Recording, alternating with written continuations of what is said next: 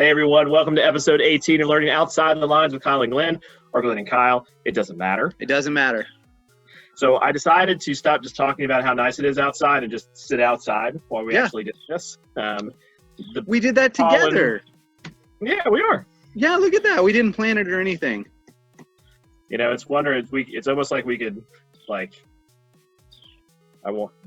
this is where you're supposed to do your hand the same way. Oh, right? Like this? Look at that. Up, look. It's like we're... Oh, I see. Yeah, it's like Ghost. It's just like the movie Ghost. I can be Demi Moore. Nope. We're going to stop the analogy now. Oh, okay. That's fine. No extended metaphor. That's good. That's good. No, it's good.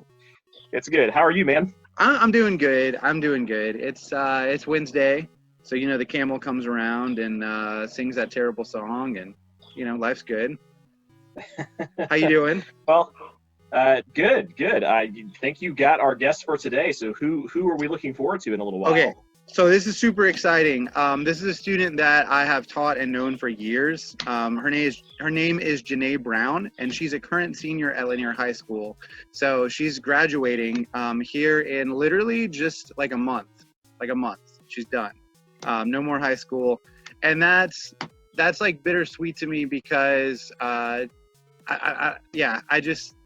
Janae's amazing. The number of programs that she's been involved with at Lanier High School.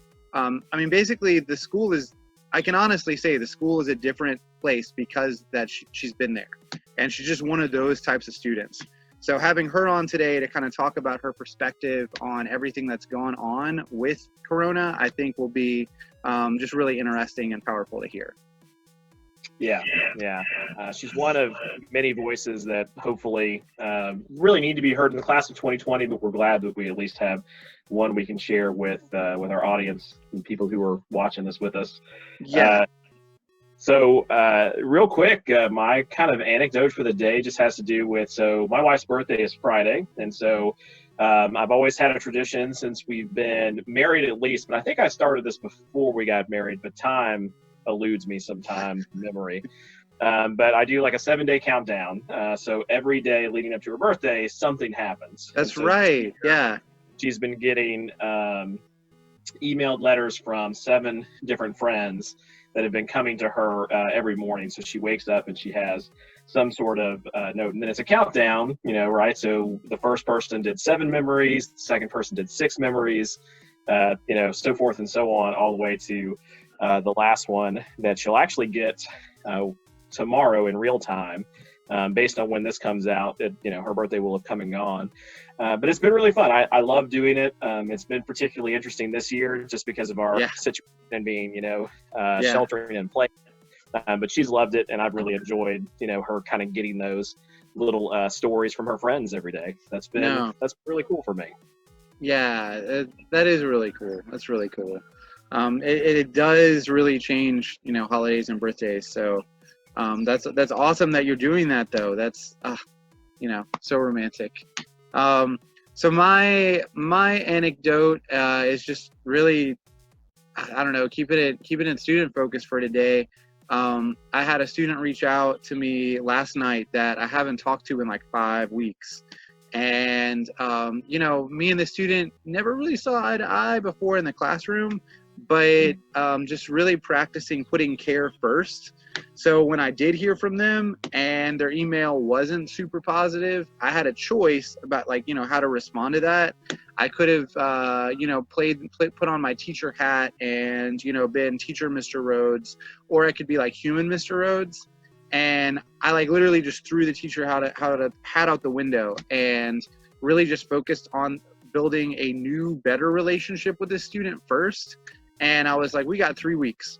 I bet by the end of that 3 weeks, I can have a much better relationship with a student than I ever have before. And we can probably get a couple assignments done in that time. And I was like, that's an infinitely better place to be than having him hate me, continue to hate school, and us not to get anything done at all.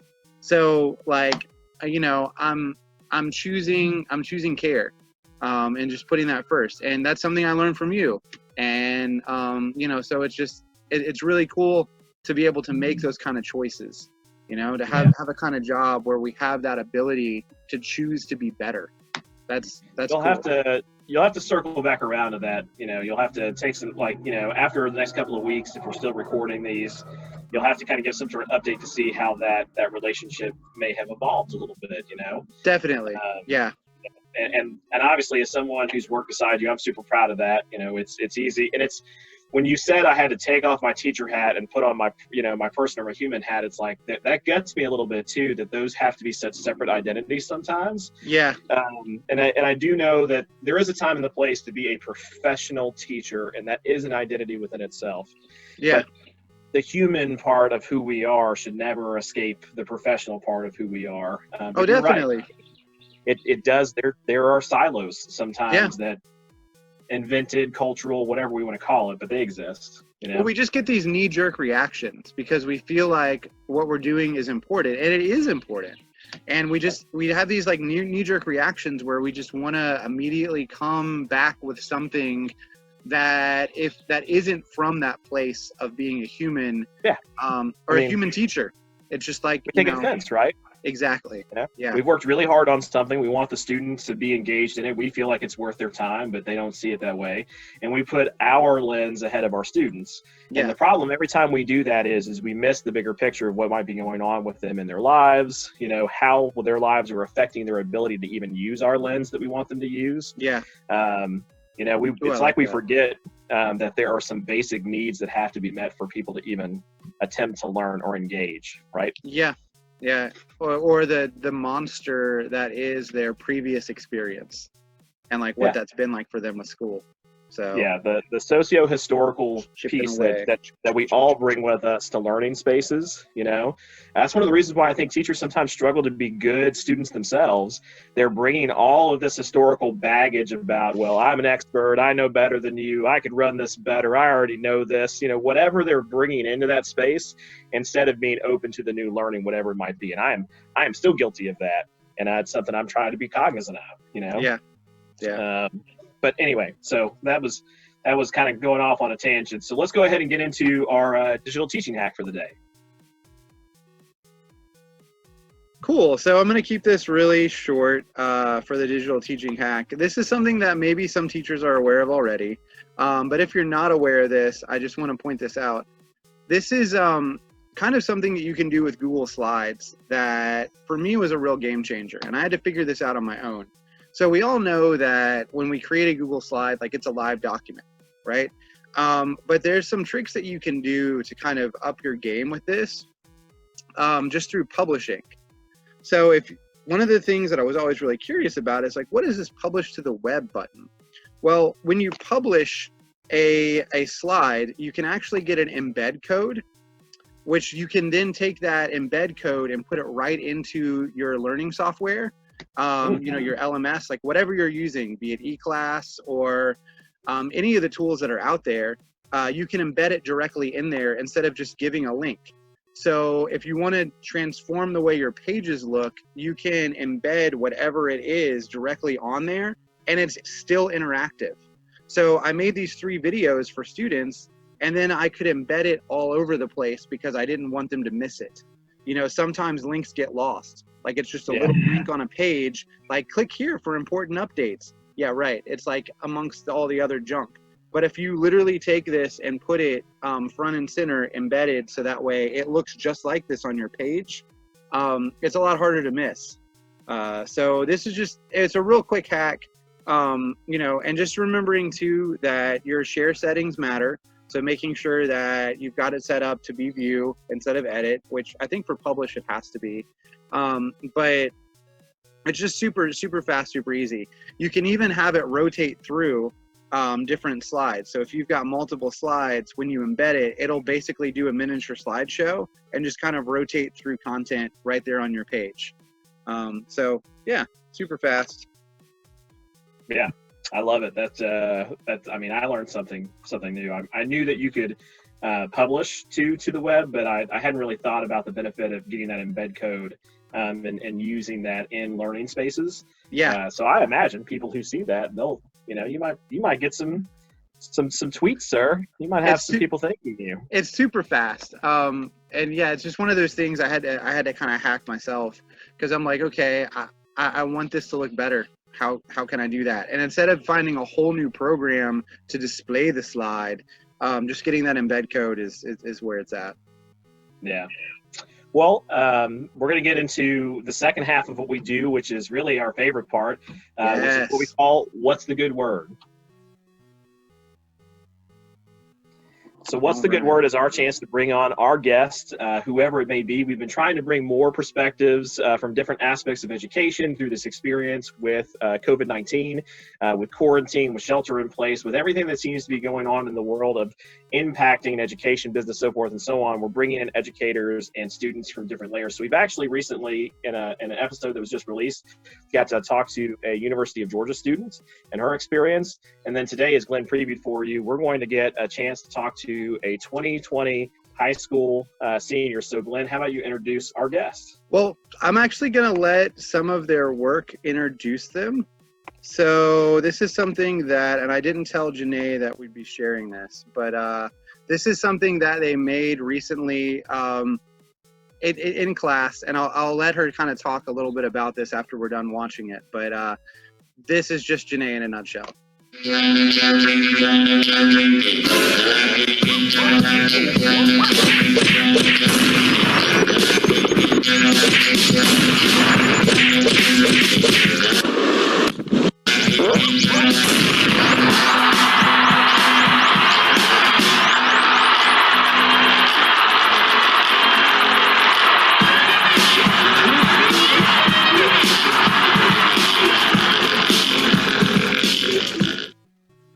Oh my goodness. Okay. So let's get Janae on. Hey, Janae. Hi. So he didn't embarrass you, did he? No, that made me feel so much better. I mean, talk about like, and some intro music and everything. That's like perfect, intergalactic. So what was that for? Okay, so I'm a part of the peer leadership class at Lanier. I believe it's something only for people who are in LSLT, which is the leadership team. And being a peer leader just means that you facilitate LSLT and you're completely in control of it, pretty much, which is really nice. And so Mr. Jones was trying to come up with a way for us to lead while not being at school. And so they came up with this idea of doing the #Lanier Challenge, which is just about connecting people at school without us actually being at school. So the first one that we did, I believe, we've done so many, I'm kind of starting to lose track, but I think the first one that we did was the Be Active one. And we were supposed to either go outside and be active or just be active in general. And my allergies have been killing me just a bit. And so I literally can't even go check the mail without having fit. So I was like, that's just not gonna happen. And I don't know, I've been like just staring at my Wii for the past few years, and I was just like, I think I'm gonna play the Wii. And that was like, for the most part, it was pretty real. Like I was actually like boxing and stuff. And I knew I wanted to make a video because I just love making videos. I do it all the time. Yeah. And like when I posted it on Instagram, because that's what I did first before I turned it in, and I tagged people to try it out. A lot of people were like, do you actually listen to the Beastie Boys, or are you just like, it's fake? And I was like, no, they always find a way onto my playlist. Like, it's real. It's real. But yeah, and like my mom was laughing at it for like hours and hours and hours. It's one of my most prized possessions, my best creations, I think.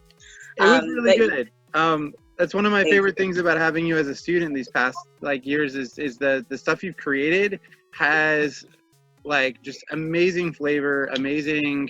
It's hilarious. They're hilarious. Like I'm thinking about the mythology video you created at the start of the year was hilarious. So that was for leadership. So tell me a little bit about kind of some of the things you've done with LSLT. Oh, well, every week we mentor freshmen. I've been doing that for 3 years now. I actually did it with you for a year, my first year. Yeah. You made that such a pleasant experience, by the way. And then the next 2 years I did it with your neighbor, Miss Garnier. Yeah. So Yeah, that was nice. That's what we do. We mentor every week, and we also come up with advisement lessons for people who are in 10th grade or 11th or 12th grade, which is nice. So that's like the main thing that people in LSLT do. We also go to a lot of leadership summits, and Mr. Jones I feel so weird saying Mr. Jones because there's Kyle Jones and there's Colin Jones. Okay. Well, you can distinguish us because I am technically Dr. Jones. Oh my God. Okay. That's important. Yeah, Mr. Jones is now rolling over in his office chair. Yeah, it's yeah. Jones is a very popular last name, so is Brown. Yeah, there's a lot. Yeah, my parents are Joneses. They're both Joneses. There you go. But he wanted us to meet the APs the first month or two of peer leadership, and that was an incredible experience because I feel like a lot of students are supposed to be scared of assistant principals, or I don't know, it's hard to explain, but never have I ever been terrified of any of them. It could be because I was always on the right side of I don't know, I always I did a good job carrying myself in school, I guess. But we got to meet every AP, and I've never met an AP before. We never got to meet Mr. Jones, not Mr. Jones, Dr. Martin. But we got to meet all the APs, and they talked to us about their life from birth to Lanier, and that was really cool. And you'll only get that experience during peer leaderships. Yeah. And then I guess I know that we do more, but I just can't come up with anything. Aside from that, we just lead and study leadership and a lot of different mentors and stuff like that. So, I mean, it's so much. Seriously, the lessons that you design and help design honestly changed the way that I would do academy. So our academy days, I would actually do those lessons in my class, and I had students, it transformed the nature of the relationships that I had with my students in my class because it gave us meaningful things to connect about. And I know not every teacher did that, but it was something that I always took very seriously because kind of like what we were talking about just a few minutes ago, it's wearing a different hat. It's students I don't have to give a grade to, and I can just focus on the relationships with them. And those lessons were a great way to facilitate that. And the fact that they were designed by students, I think, is so much more meaningful than just having some crusty old teacher like me, put together lessons, hi, fellow students, I'm one of you. I just think of that Steve Buscemi meme, whatever, that I just slaughtered the line from. But yeah, that's it's better. So it's a big deal. Well, I know that part of what we wanted to bring you on for is we really want the perspective of, so there's been a lot of outcry about, the seniors of 2020 are not getting the experience that most seniors do. So we want an inside look, if you're willing to share, about what this transition to remote learning was like, and then you having to wrestle with the realities of, the prom goes away, the traditional graduation goes away, the pomp, the circumstance. Give us some insight. It hasn't been the easiest thing in the world, I will say, to cope with. I mean, as a whole, when I first found out that we weren't gonna be in school for about 2 weeks, when we first got that quarantine for 2 weeks, a very loud voice in the back of my head said, "You're not gonna graduate with all your friends IRL. It's not gonna happen." And I had trouble shutting that voice up. So I kind of mentally prepared myself for it, and I took quarantine and online schooling a lot more seriously than a lot of my friends did. I know a lot of them were genuinely, they just didn't really care too much. I guess it was a senioritis, I don't know. But they were just yeah, this school thing, it's fine for now at home, but when we get back in school, that's when I'm gonna finish off the year strong. And I think that's why it hurt them so bad. I don't know, I mean, it sucks, it hurts, but I've been doing a pretty good job staying on top of my work. There are positives to it. I love having my own schedule.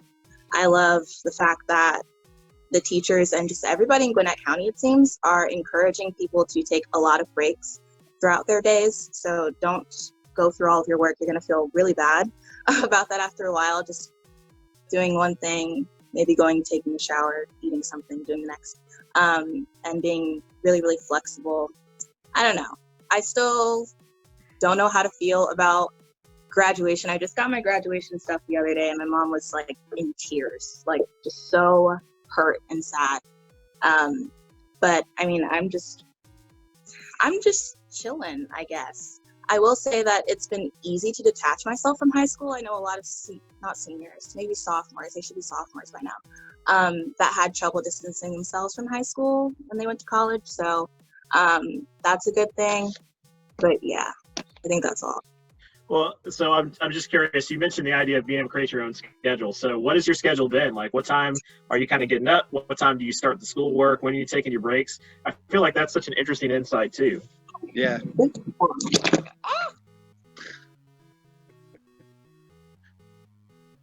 Sorry, my mom brought food. Sorry. I just told her to leave alone for a second. Okay. I'll eat that later. I think wait, what did you ask? I'm sorry. Yeah, so you had mentioned the idea of you're setting your own schedule right now, and that's one of these positives that have come up. So, like, what time are you getting up? What time are you doing schoolwork? What time are you kind of like taking breaks? I feel like that's a really interesting insight too. Okay, so my sleeping schedule's still really bad. It hasn't gotten any better. I usually wake up at maybe 1 or 2 p.m. and I feel great. Like, I don't feel sleepy or anything. So I usually wake up and I usually get started on, it's always an elective of some sort because those make me feel really good. As of lately, it's been theater. We've been doing these small little projects, and I think you want to start off with, I don't know, some people like to get through the hard stuff first. I like to get through the easy stuff first because it makes me feel like I accomplished something. Smart. So that's what I usually do. Then I get out of bed, I brush my teeth, I shower, I eat. And then while I'm eating, I'll get started on something a little more heavy, which is always AP Stat. And then if I'm feeling pretty motivated, I'll do peer leadership and mythology. But I haven't had to do mythology because I'm pretty good in that class, I guess. Yeah. You've already earned your A for the semester. You're good.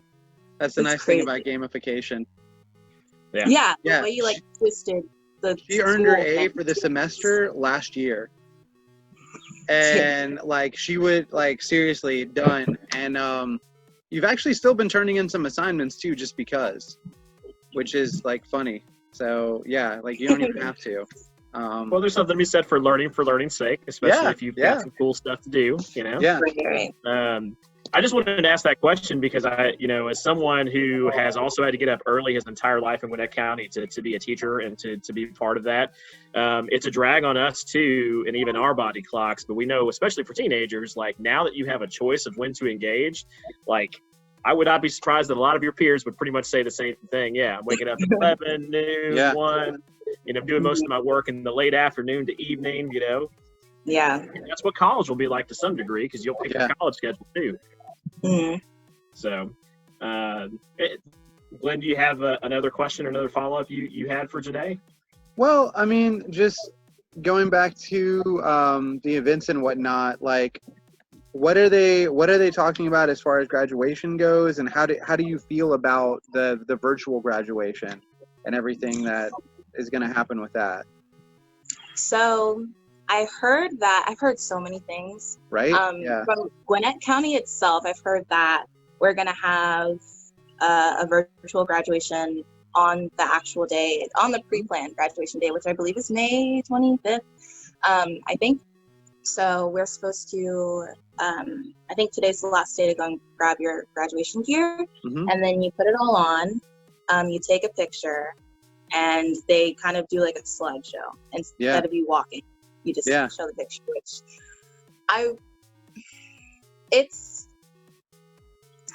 okay, I don't want to say it's horrible or anything because things could be worse. They could have said screw graduation, but they didn't. They're giving us something. They're acknowledging us in some sort of way. But it still is just like, yikes. Like, we're going to throw our hats to our ceiling, and then it's going to like fall, and we're going to just be celebrating by ourselves. It's going to be really, really interesting. I don't know.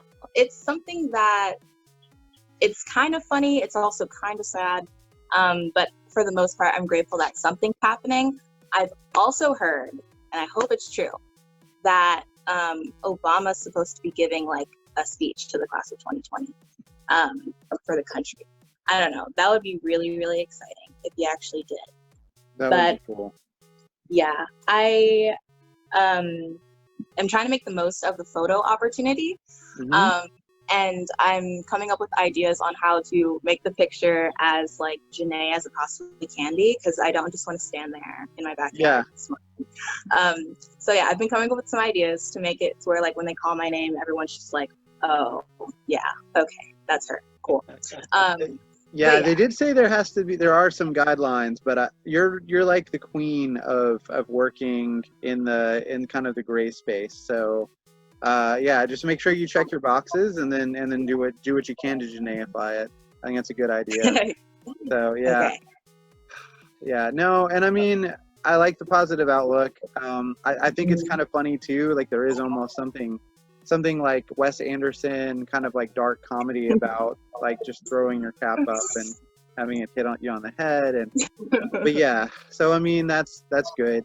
I know that the counseling department at Lanier has done a lot to try to get some guest speakers for you guys every week.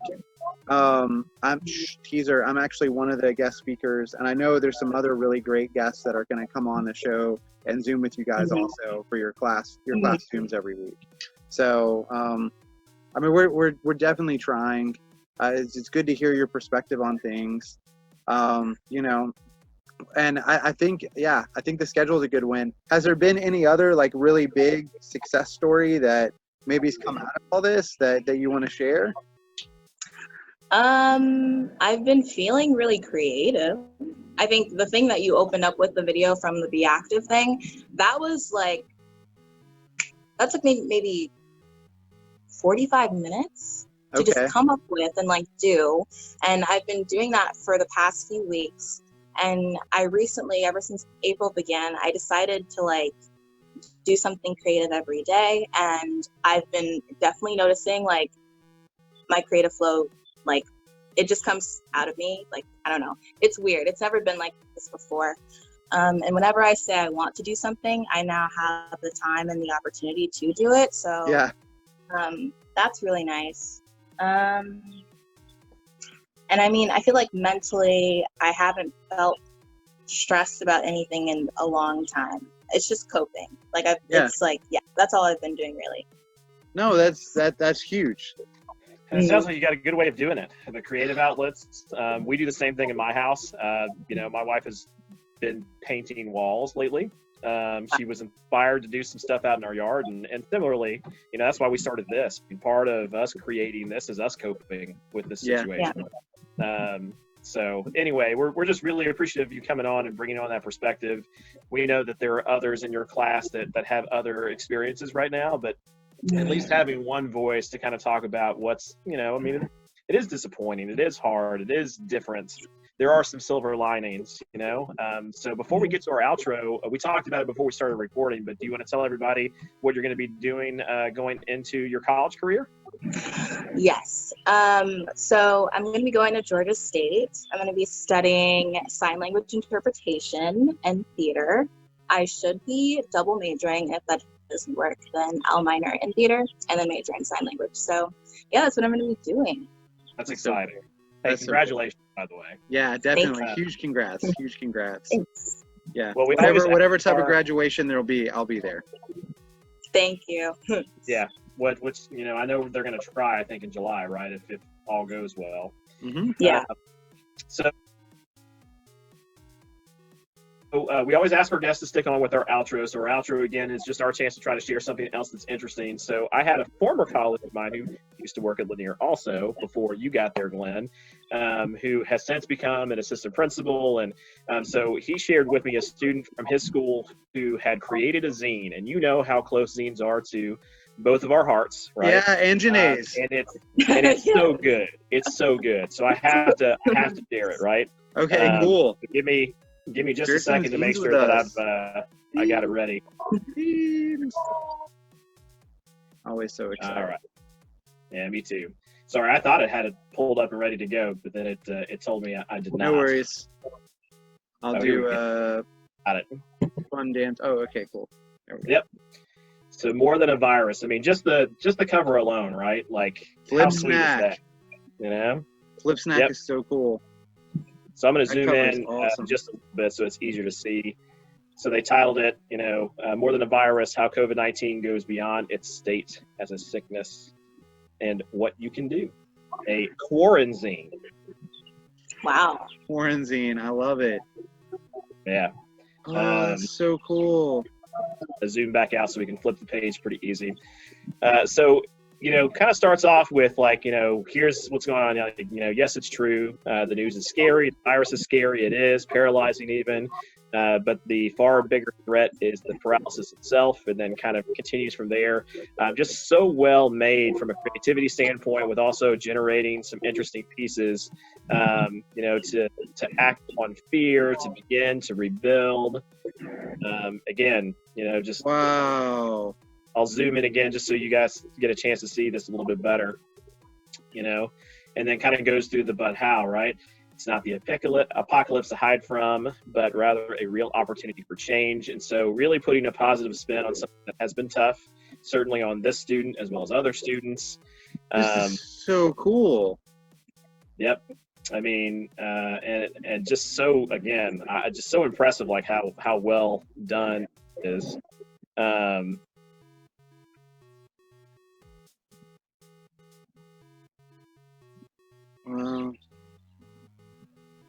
And then I like this page a lot. This is probably my favorite page is, things will change, the norm will shift, precautions will be taken.